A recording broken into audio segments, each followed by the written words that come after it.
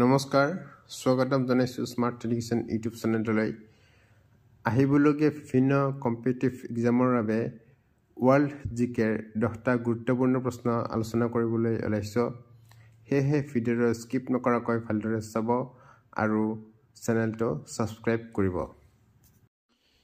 Where are the Great Pyramids of Giza located? Geyser বৃহৎ পিৰামিডসমূহ ক'ত অৱস্থিত? শুদ্ধ অপচনটো হ'ল A West Bank of the Nile River. গিজাৰ পিৰামিডসমূহ হৈছে প্ৰাচীন বিশ্বৰ 7টা বিস্ময়ৰ ভিতৰত শেষৰটো পিৰামিডসমূহ নীল নদীৰ পশ্চিম পাৰত এটা শিলাময় মালভূমিত অৱস্থিত 2 নম্বৰ প্ৰশ্ন What was the name of the devastating plague that swept through Europe in the 14th century? চতুৰ্দশ শতিকাত ইউৰোপত বিয়পি পৰা বিধ্বংসী প্লেগৰ নাম কি আছিল? শুদ্ধ অপচনটো হ'ল ডি দ্য ব্লেক ডেথ চতুৰ্দশ শতিকাত ইউৰোপত বিয়পি পৰা বিধ্বংসী প্লেগক ব্লেক ডেথ বুলি কোৱা হৈছিল ব্লেক ডেথ আছিল 1346 চনৰ পৰা 1353 চনলৈকে ইউৰোপত সংঘটিত হোৱা এক প্লেগ মহামাৰী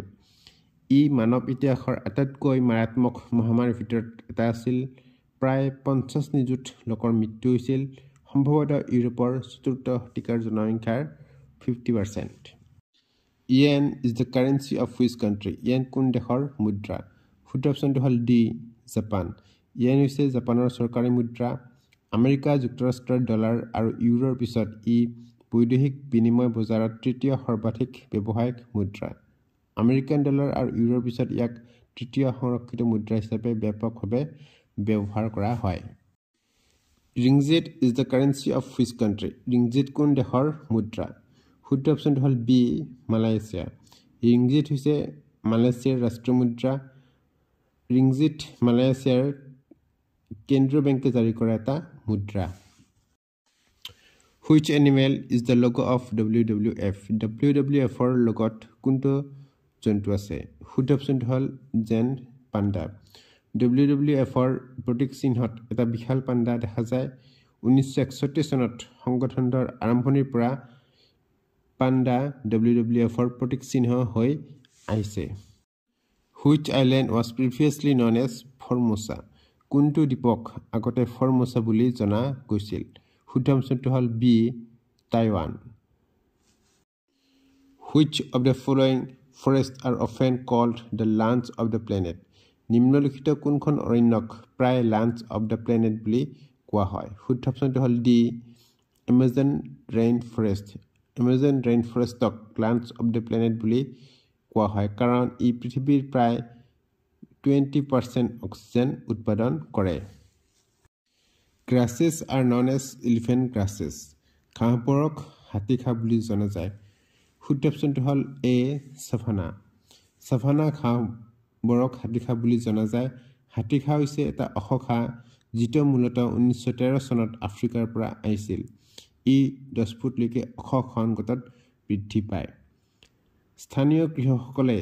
তেওঁলোকৰ জীৱ-জন্তুৰ বাবে ঘাঁহ কাটি পিঠিত বা গাড়ীত ডাঙৰ স্তূপত ঘৰলৈ লৈ যায় The lowest part of the earth পৃথিৱীৰ নিম্নতম অংশ শুদ্ধ অপচনটো হ'ল চি ডেড চি পৃথিৱীৰ আটাইতকৈ তলৰ অংশটো হৈছে ইজৰাইল আৰু